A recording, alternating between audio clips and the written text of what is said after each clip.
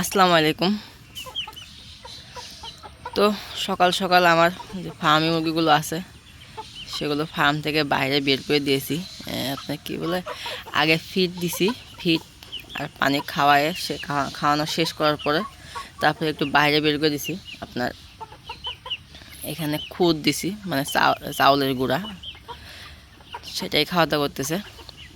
তো আমি এখন এই ফার্মের বাইরেই রাখি, দেখতে পাচ্ছেন আমার ফার্মের বাইরে কতটা পরিষ্কার, এখানে রাখি। কারণ আগে আমার চীনাহাঁসের যে বাচ্চাগুলো আছে, ওই চীনাহাঁসের বাচ্চাগুলো ওইখান থেকে খাওয়ানো শেষ করে সেগুলো বাহিরে, ওই যে দেখা যাচ্ছে বাহিরে দিয়ে তারপর আমি আমার যে ফার্মি মুরগিগুলো আছে সেই ফার্মি মুরগিগুলো বের করে দিই।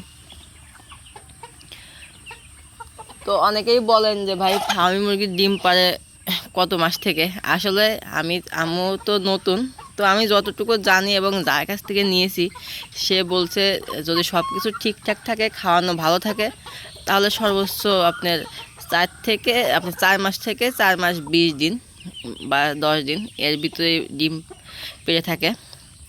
তো আমার ফার্মি মুরগি হচ্ছে কি আপনার প্লাস 60-70 দিনের মতন বয়স হবে। 65 দিন সে এর আগে বলছিলাম, এখন 65 দিন হবে। তো 65 দিনে মাশাআল্লাহ অনেক বড় হয়ে গেছে। আমি ওদের খাওয়ানোর ভিতরে আপনার 3 বেলারই ফিড খাওয়াই। ওইটা হচ্ছে আমার দেশাল মুরগি। এই দেশাল মুরগি আসে ওদের সব চলে যায়, মানে ওর দেখে ভয় পায়। তো আমি খাওয়ানোর ভিতরে 3 বেলায় ফিড খাওয়াই, আর মাঝে আপনার কিছু চাউল খাওয়াই, এরকমভাবে ছিটাই দিই। ওরা যখন বাইরে থাকে তখন আর কি খাওয়াই। তো এখন হচ্ছে আমার ফার্মি মুরগি 18টা আছে, আর টাইগার মুরগি 4টা আছে, এই মোট 22টা, আর দেশাল আছে 10টা-12টার মতন। তো এই মোট মিলে আছে। তো আমার ইচ্ছা যে আমি হাঁসের পাশাপাশি আপনার মুরগিও রাখবো, অনেক মুরগি রাখবো।